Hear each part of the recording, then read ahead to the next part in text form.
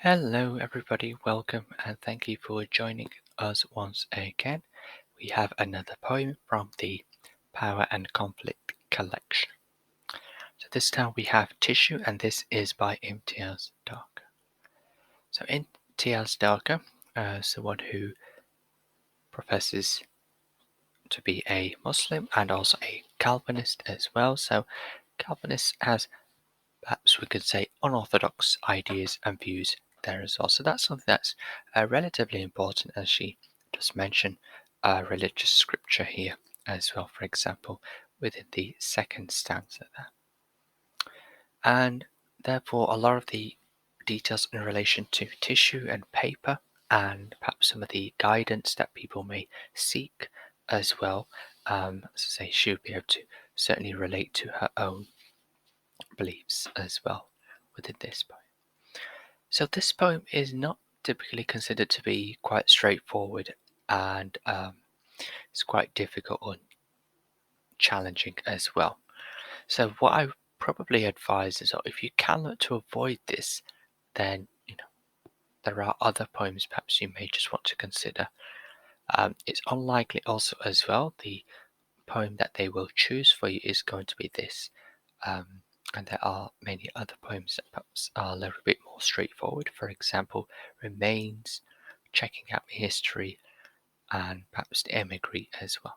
Whereas here, there are perhaps quite a few points there which are perhaps a little bit leaning towards the ambiguous side. But let's have a breakdown of some of the key points you want to perhaps bear in mind. So it does sort of break into a few different stages, and you want to perhaps be aware of those ideas and key themes. So the first three stanzas are about the importance of paper, and it's a way of recording our history as well. So that's something that she's making mention of, and of course linking that to religious references as well, and of course the Islamic belief as well. The stanzas 4 to 6 is just talking more about paper and how perhaps it is considered to be fragile but still controlling our lives as well, and going into details about maps and border lines that are created man-made, so on. And this is something that perhaps she feels is ultimately sort of a creation of people, and perhaps how, if these were not created, life would be so much better. Number 3, we've got the final 13 lines, and most of that is looking at human life. So everything is actually much more complex as well. But a lot of things that we perhaps value can find a lot of those key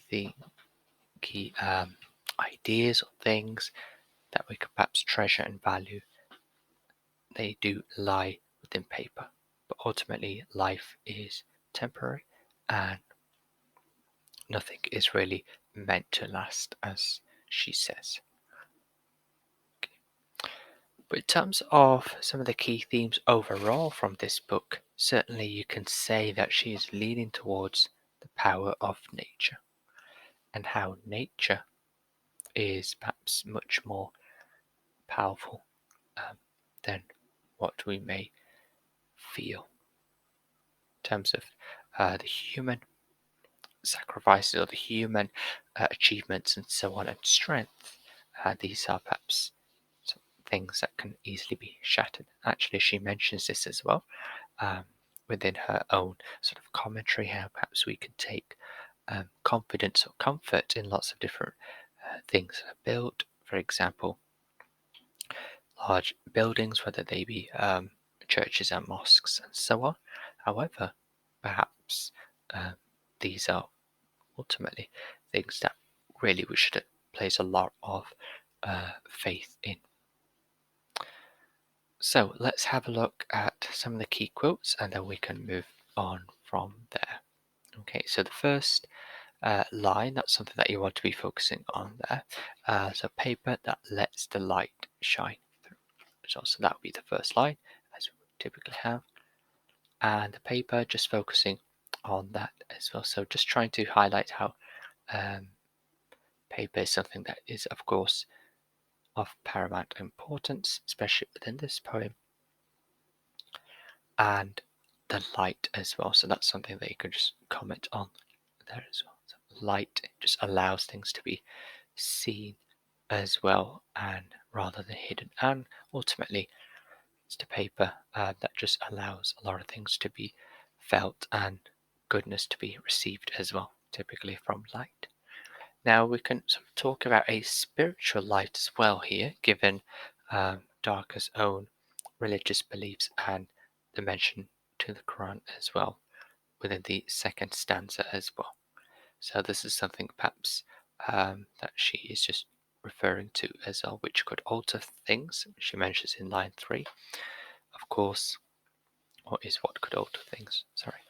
Um, Ultimately, perhaps laws and so on, and different regulations and so on can be found within particular paper, whether it's um, within Islam, Christianity, so on, and ultimately just try to signify the incredible strength that can be found within paper,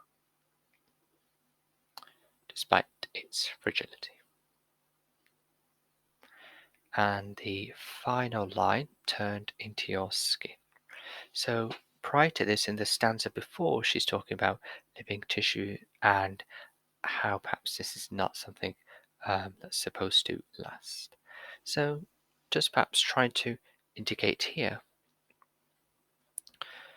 that we are influenced by our heritage as well. So tissue, perhaps living tissue in terms of our ancestors and relatives and so on. And this is something we can say that's been mentioned here with turned into your skin.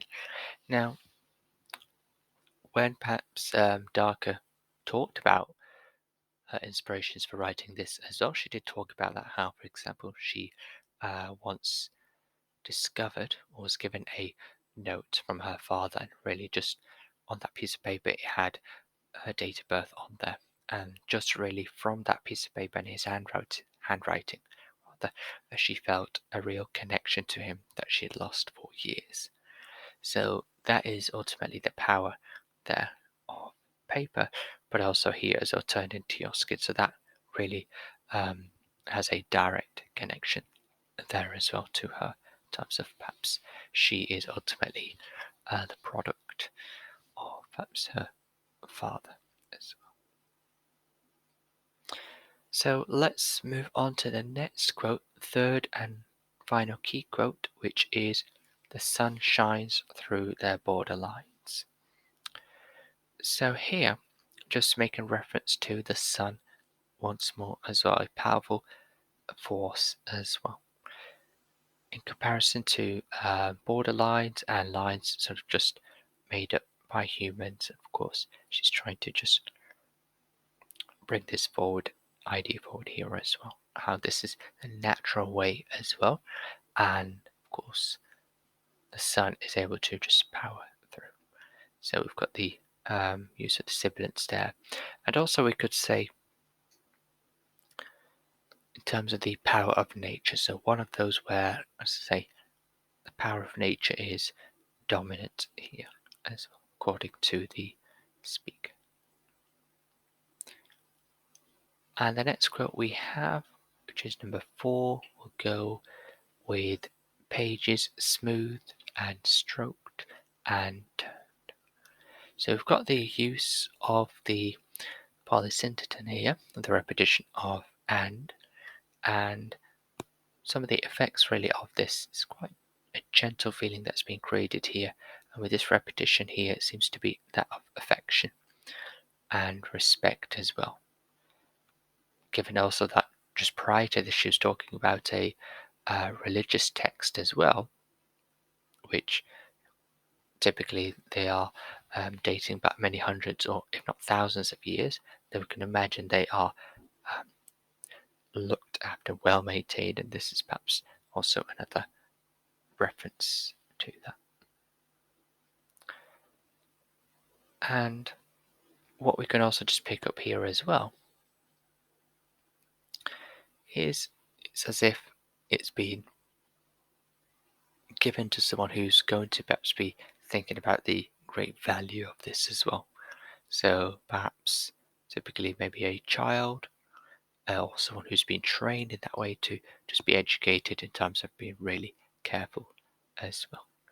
So that's something that we could just pick up from that point as well. And the next final quote we have, which is layer over layer luminous script. So the repetition there, layer over layer, that's something that would be quite easy for you to remember as well, and something that you could just bring into your own part as well. So she does make quite a lot of reference to architect as well. Um, Architects and those that perhaps may look to build and design different things. However, of course, as well, just try to create the impression of solidity and strength. But of course, this is only shattered later on by nature, as she sort of mentions later on as well, where, for example, never meant to last. So everything really seems to be um, very temporary. So just trying to perhaps give the idea that humans ultimately are delusional, really regarding their power and their strength. And of course, you can see quite a lot of connections could be made to Ozymandias, of course, which is in the first part of this book. Okay, so those are some of the key feelings and thoughts in relation to Tissue by Imtiaz Dharker, and I hope this has been helpful. We'll look to continue. We just have a small number of poems to get through now, so just another few. We'll have a look at those, and that will be the end of this collection. So thank you for listening. I hope this has been useful. Take care and bye for now.